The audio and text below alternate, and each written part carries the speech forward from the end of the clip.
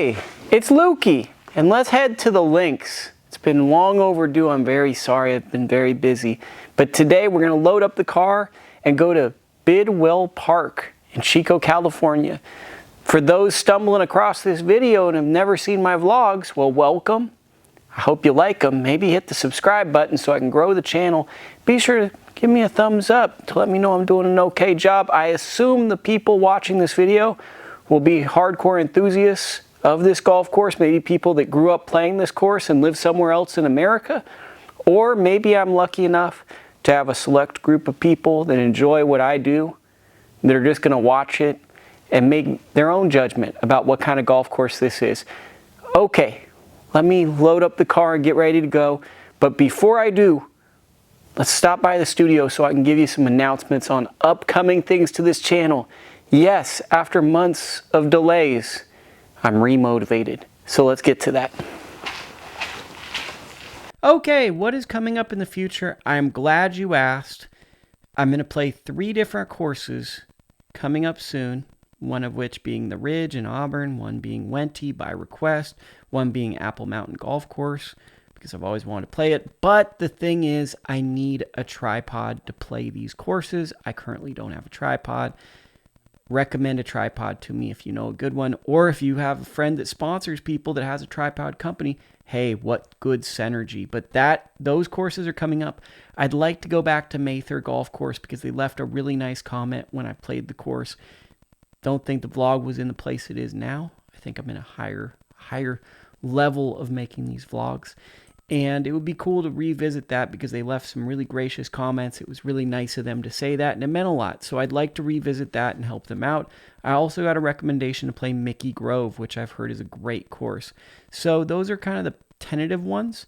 I do have a couple of surprises. I'm traveling over Christmas. I don't want to say where, but I'm going to add in what I call course reviews, where I'm not going to vlog it, but I'm going to show some great holes and great features of possibly some historic or maybe not historic courses, but that's going to be for down the road. I also am going to maybe explore going to some golf courses and showing what I would change or kind of ideas I have for maybe golf architecture at some of my favorite golf courses and how subtle changes could maybe make the courses better. I know that's what every golf architect like Tom Doak, Pete Dye, all these guys want is a YouTuber offering suggestions for golf design instead of getting out there with a shovel and a bulldozer and actually helping physically make the course. No, they want to just follow them around and offer ideas. You know, I'm sure that's exactly what they want. But that's what's coming up unless there's some courses you guys want to see or gals. Throw those in the comments before this video gets going. But that is what's coming up. That's January. That is December this month. I'm going to try to get 3-4 videos out.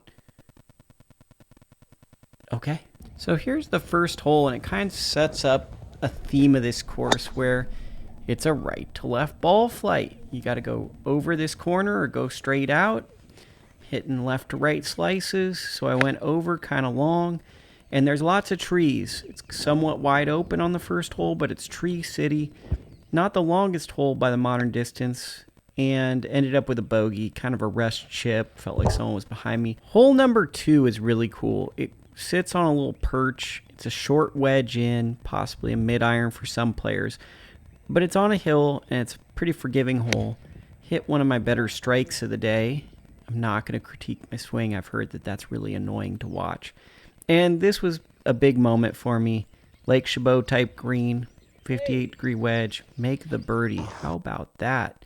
So then after the second hole, you go to this outmost part of the property of Bidwell Park where you kind of go to the outskirts, and cars actually drive along the outskirts of this. It reminds me of Lake Chabot, which is also a park as well, but that has this crisscross pattern. The third hole, you might guess it, it's a right to left ball flight. Trees guard that, and if you go too far right, you're probably going to lose your ball into some hazards. To start off, I actually started off driving fairly well, which is pretty exciting for me because I'm a bad driver of the golf ball. And I hit a really, really good approach. So I don't fully trust my swing right now, but I'm working on my swing a lot. And I feel like when I'm really striking the ball, I get opportunities like that. You can see how close the road comes into the hole if you look in the background. And that's going to come out in more details. These greens are very, very good for being a public municipal course. They're fast, they roll true, and I was actually taken back for most of the round. I missed a very makeable putt there with a timid stroke. Fourth hole, downhill, par 3. Very tough to gauge the number because if you go long, you're in trouble. Love a good plaque in memory of someone that meant a lot to a course, so I wanted to say that. That's just a look at it, and this is just a huge green. So this is a Pasatiempo, a Plumas Lake. I hit it on the green, but guess what? That's not good enough, Jack. There's a huge ridge. Everything at the pin goes downhill. Yes, in theory, you could lag this to the hole, but you have to have some experience at this course. I did my best. I ran it by. This is sometimes very frustrating for me where you can hit a green, but then you're just so far on the green that you're basically trying not to 4-putt, which I was doing here. So 3-putt bogey on a par 3. Not the funnest feeling, to be honest. This is a very interesting par 5 because that's basically death all right. It's a bunch of hazards. I was lucky to find my ball with that big miss and knocked it out. And then I wish you could see this hybrid shot, but luckily you get to see a hybrid shot later. But I absolutely smoked this one and put it on the green. Look at these ball markers. So they do 175, 200, many different markers in the middle of the fairway if you're not into GPS. I flew that hybrid all the way to the back of the green and stopped it on a dime, but I didn't know what Bidwell Park, you want to be in the right section of the green. So, not to foreshadow, but these greens are a little tricky for me to read. I was kind of misreading all the putts, as you see there, and another 3-putt. So it's like typically what I experience on good golf courses, if I hit a bad shot, I lose a stroke in my round. So if you're like 10 over par, I hit 10 bad shots that I couldn't make up for it. This hole, I actually was confused where the hole was. I actually originally thought where I drove it, and that shows a creek going by. That also shows kind of some of the logistics of the yardages and stuff, though I didn't pay that attention. But to the right, there was a golf hole, and I actually thought I was going there at first, but it's once again another right to left ball shape. This is the hardest hole on the course because there's hazard all down the right-hand side, so if you slice it, you can hit a creek. It's also like over 400 yards, so that's a very long par 4 for the amateur golfer. This course is on the shorter side, so this is one of the more daunting ones. Hit a 7-iron, missed it, and then hit a wedge. I've been hitting my wedges actually really good from like 40, 50, 60 yards. That was a fair wedge. I would like to get that closer, but I'm fine with it. And picked up bogey. Like I said before, one bad shot, that's what you get. This is one of the weaker holes on the course, but I made it into a fun story. So this is just a straightaway par 3. Not much to it, not much hazard. It's actually a really great way to be in danger because the second hole and a couple other holes run parallel into it. I tugged on an 8-iron and it ended up on the next tee box. Thank God no one was there because that would have been absolutely whack if I had to hit somebody. And then I hit one of my better pitches of the day, which is really cool because you kind of want to hit a cool shot when you hit such a awkward random shot. So I pitched it to right there, made par. Really good feeling. And these greens were running very fast, even though they looked like they just had been punched. Are they as fast as like Oakmont? No, but they're pretty friggin' fast. This par 5, 8th, kind of took my lunch, even though I fought back. There's a little bit of water that comes into play. It's just a lot of trees. I experienced like every tree possible. Had an approach in for my third shot. Caught the ground more than I caught the ball. Had a pitch. Been working on these pitches. You know, what can I say? I'm a pitching guy. And you can definitely see the nuances of the breaks. I got very lucky to make par there because I hit a lot of bad shots. So number 9, this hole ate my lunch. It's very difficult because there's water where those trees are to the left. And then this shrubbery, which is Bidwell Park, runs all down your right-hand side. And it's just friggin' intimidating. I was trying to take an aggressive line over the water, and I just couldn't get my mind right. So I just put that right into the hazard. And so now I guess the 4th shot, have to hit, like, I'm trying to hit, like, the worst thing an amateur can do. Play it in the back of my stance with a 7-iron, shape it, and then hit a decent shot, but it wasn't great. But this is a stud finder. This is a Lukie is getting better at golf, possibly. 50, 60 yard pitch. And I hit it. I thought it was hole high. I stopped watching. Then look at where it ends up. Oh, it's like a foot from the hole because I hit a ridge and it came back down. So really good feeling and some lovely views at this course. And look at me. I'm fixing the course, bro. Aren't you proud of me? Real good Samaritan. The 10th hole is right along the first hole. That was so ugly. And it's basically, I almost thought that the 10th hole was the first hole, and it's almost the same type of hole as you expect at this course. It's a right to left par 4 that if you can't move the ball right to left, it doesn't work as well for you. I had a wedge in. I'd say 1 in 10 if you're trying to go for the course record. You should probably go for birdie on these because they're a lot easier than most. Hit a gap wedge hole high. You're not going to see it, but this putt could really get away from you. That could roll off of the green.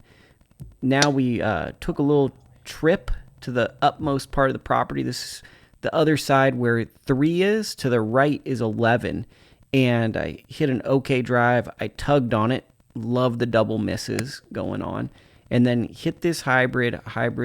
It's trying to take an aggressive line to go at the green, but I kind of backed off of it. As you can see, there's cars, like a car right there that I could totally pull it into and break the window. That's a gun club. Something bad could happen to me if I hit a guy at the gun club. So I left myself a bailout with a wedge, and I hit this way too good. And at Bidwell Park, at least for my skill set, when you get above the hole, you just kind of play defense, or at least how the greens are rolling right now. I didn't feel comfortable being aggressive on downhill putts, so that was really a missed opportunity. Then here's a par 3 that goes straight downhill, and it's very unique. You're going to see it. I hit 8-iron down here. It says it's 180. I think it plays like 160. Put it to the middle of the green. But as you can see, there's cars that are driving in from parking there, and it's a very, very... it's just a lot's going on because there's not a lot of hazard going on. It's just, can you hit a 180-yard shot? Oh, and by the way, cars are going by. So it's a very public park golf course feel hole. But it sets up one of the coolest holes on the golf course, which is this. I think this would be their signature hole, which is 13. It has a friggin' creek running all down it, down the left-hand side. It's got an obstructed view. And I love a good scenery. I love taking you through the experience of being on the golf course. This is not just for the golfers, but for bicyclists. They'll take this too. So if you're a mild man walking this course, watch out for the bicyclists. They might run you over. So this is the creek, but check this out. Look at real time. I was actually stunned by some of these views. Like this is what California, like autumn, is to me. Like, look at this. This is friggin' beautiful. This is awesome. This is California. This is winter. This is a great fall golf course. Hit a gap wedge here. I'm like, okay, this is going to probably be to 15 feet. Played right to the middle of the green. Wrong. Super long greens. It's once again, you got to know where the holes are. You got to kind of guess right. I lagged it for a 2-putt. I don't even know if you can see that, but it's really everything else besides the hole itself was very unremarkable in this hole. This hole is friggin' tough. So there's a downslope that you're not going to see. I should have documented, but there's a downhill. I heard a member being like, oh man, I hit it down the downhill the other day. And it's like a big coming of age thing. I think a lot of people can get there. I'm running through these highlights because I'm trying not to bore you. But it's just a really, really long, I had like 200 yards, but it was all downhill from a bad drive. Then that sounded way worse than it was. It actually landed on the green and almost stopped on the green, but then it ran over just a tiny bit. These chips at this course, it's like I'm going downhill. I basically have to stop it pretty quick because these chips, they're pretty frisky for a Muni. This is Ensel Hoffman level greens, in my opinion. The course reminds me of Franklin Canyon meets Sharp Park meets Ensel Hoffman, but the greens are more Ensel Hoffman than those other two. First left to right ball flight, so I'm like, okay, time to eat. Let's go. 330. Left to right ball flight. What happens? I hit a friggin' tree. I hit the shot I wanted. I was so happy with it, and then I just hit like a tree that I didn't see. I end up in like this terrible, I guess it's grass, but it didn't feel like grass to me. That weird angle I'm not going to take out because it showed my utter indifference of what the heck is happening. I hit it on the cart path. There you go, rules official. I did it in real time for you. And this is like a Pinehurst green randomly at a Muni. So like there's a false front. It's in the hardest location of the hole. I hit it to like 5 feet. It just caught the downslope, went away. Get a bogey. I'm okay with it, but friggin' exhausting. Here's another par 3. It's a theme of this course, right? You're getting to high slopes and hitting down into things. And if you don't hit a straight shot, you probably lose a golf ball. Hit a pitch here because I tried to muscle something down there, which didn't work. Like rough in front of the green as well, so it can't run in there. And then just a really bad putt, so I got to take the bogey. This is probably my creme de la creme crowning moment of the round coming up right here. Airballed a drive, so that was not good, but hit this hybrid so good, and you know it's good when I go and start talking to the ball. I thought I put it pretty close. It was like, I mean, I probably was so far out. I was probably like 215 out, and I hit this hybrid to, I mean, that was probably even longer than 215. That was probably 220. Thought I chipped in. Also thought I filmed that, but you can see it go in. Made the par. That's a big boy par. 18th hole, just hazard all down the left. So it's the opposite of 9. 9, it's hazard all down the right. 18 is hazard all down the left. It's a little bit better for me because right now I'm missing everything right. So I can just kind of be like, okay, F it. I'm just going to swing away. 2 decent shots. That 3-wood was good. I thought this gap wedge was so friggin' money. And this is just straight shots. There's not much to see. It's just straight shots going straight down. Pretty tricky green. That came up short. It lips out right here. I thought I chipped in. Nope. And then I had this for par.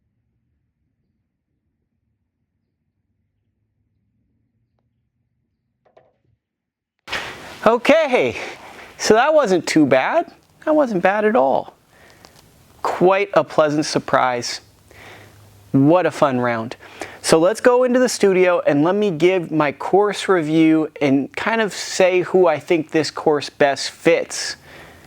Because I'm kind of tired. I played a strenuous round of golf and I walked it. So let's get into it. So my course review is very high of Bidwell Park, but I think it's for a specific type of golfer. It is for the golfer where they want good value for their money. I walked this course for $19 at this current moment. You can cart it at the same time for a very reasonable rate. On the weekdays, I think it goes from $19 to $24 to walk the course. To cart it, I think it's a little bit more, but it's not too much. On the weekends, I think it maybe goes up, but it's not a unfair or unreasonable price, especially when you come to my channel and I go to some of these golf courses where people go, why are you playing this golf course? Because that amount of money could do a lot of things, right? This course is not that. And I think also if you bring the standards of some of these premium courses onto this course, you're kind of missing the point of this course. This course is never going to be the lush, green, beautiful course of, say, a Pebble Beach, but it's going to be an institution that helps a lot of young people or even seniors enjoy the game of golf. It might be someone's entry point to the game of golf, both young and old. And what I loved about Bidwell Park the most was the sense of community. I saw people at the chipping range multiple times just out there having fun, hitting different types of shots. I saw people eating at the grill and a form of community talking about their round. I saw a genuine community that felt like a locals community, but not a locals only community, where it felt very welcoming, but it felt very golf centric. And oftentimes at Munis, it feels like an institution of golf that the city has put forth, but it also feels a little disconnected from maybe a hardcore player. This had an element of people that really wanted to improve their game and really enjoyed and took pride in going to Bidwell Park. That was awesome to see. One of my frustrations, a whole lot of right to left ball flights. Now, a few months ago when I was hitting the 3-wood right to left, okay, just 3-wood off of every tee right to left. But if you can't hit that shot shape, I mean, there are a lot of holes on this course you're not going to enjoy. You're going to need 12 golf balls if you go to this course, because anything that goes off line, you can lose your golf ball. I think another thing you need to think about too is there's not a ton of force carries and you can run the ball in, but you have to be extremely accurate off of the tee. And on 13, you have to be able to get the ball over that creek, which I think does add a level of excitement for some players because there's not many force carries. So when you get there, it's, hey, can you get it over the creek? It kind of adds some intrigue for maybe a certain level of player. That being said, I do think that this is a course where it's built more for the quote-unquote old man golf or maybe a younger golfer because the yardage isn't long. And it's built for kind of dinking and dotting the ball and keeping the ball in play, not trying to muscle it, not trying to hit it too hard. It's built for a finesse player. So I think this course best suits someone who's looking for an economic option with a lot of strategy, some good greens, and they want a course that kind of a long ball player or themselves, a shorter hitter, still have kind of the equal opportunities to score. I think this is a great option for a player that feels those things match up with what they look for a golf course. I think it's a great value in Northern California. I think if you're in Chico, it's probably the best option. I don't think there's a better option. I love it. There's a lot of parallels to this golf course between this golf course and Ensel Hoffman. I got to go back to Ensel Hoffman, but it really felt to me a lot like Ensel Hoffman. It also felt like, as I said in the vlog, Franklin Canyon, Sharp Park. It has some elements of those things, but it feels like Ensel Hoffman because you enter a park, you go into a park, and here's a weird golf area in the midst of a park. But I mean, I think that if you happen to be there for a graduation and you want to play a round of golf, it's a worthy round of golf, and I think it's a good experience, and I think there's some really, really cool golf holes. And more so, I think it gives people a lot of good opportunities to get out there and play golf. So if you're watching this video, let me know how I did assessing Bidwell Park. Did I do it justice? Is this how you feel about the course? Also, if there's something you want to see in the future, as I keep saying, this is your channel as much as my channel. This is our community. Let me know what golf course I should go to. Maybe even link someone up with me. But let's get this thing going. Let's get me remotivated in making some golf content as we head into 2024, the year of Pinehurst #2 being the United States Open home course.